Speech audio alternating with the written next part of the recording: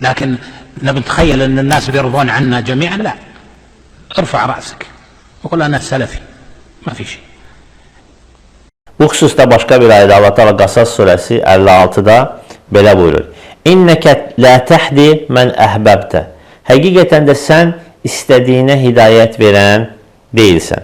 Başqa bir ayətdə Allah Subhanahu Teala buyurur ki: "Leysa aleyke hudahum velakinnallaha yehdi men yasha." İnsanlara hidayət vermək səndən deyildir. Allah Teala istədiyinə hidayət verir. Əl-Bəqərə surəsi 272-ci ayə. Başqa bir ayətdə Allah Teala buyurur ki: "Və ma ente bihadil umya an dalalatihim." Sən kör olan insanlara doğru yol göstərə bilməzsən. Rum surəsi 53-cü ayə.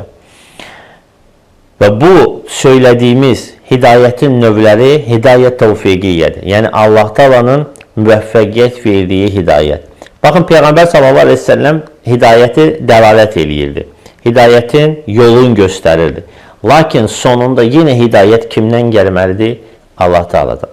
Baxın, buna ən böyük misal və ən əcaib nümunə Peyğəmbər sallallahu əleyhi və səlləmin həyatında baş verən hadisədir. Peyğəmbər sallallahu əleyhi və səlləmin əmisi olan Abu Talib ona himayədarlıq etdi və onu böyücüməyində səbəbkar oldu və sonra o İslam gələndən sonraki ərəb müşrikləri ona qarşı düşmənçilik elədi.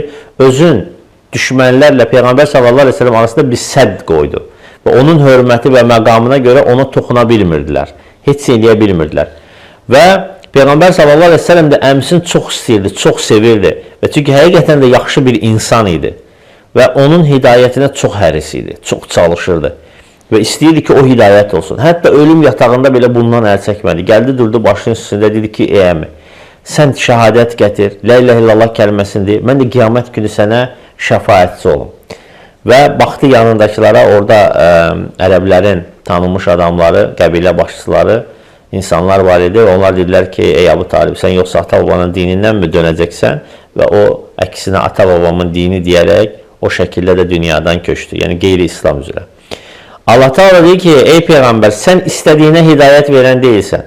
Alimlər deyir ki, Allah Teala sanki bu aynen deyir ki, ey Muhammed, sən Abu Talibin hidayətini istəyirsən evinin içində. Mən isə İranda Salman Farisinin hidayətini istəyirəm.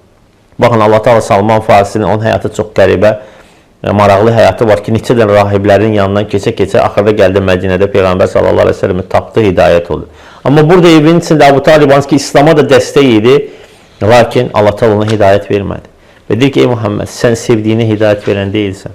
Lakin Allahdır istədiyinə hidayət verən. Və hidayətin ikinci ən əsas tərəfi də budur ki, həmin əbədi hidayətə qovuşmaq üçün mütləqdir ki, insan bu dünyada Allahın həqiqi gerçəyi hidayətinə qovuşmuş olsun.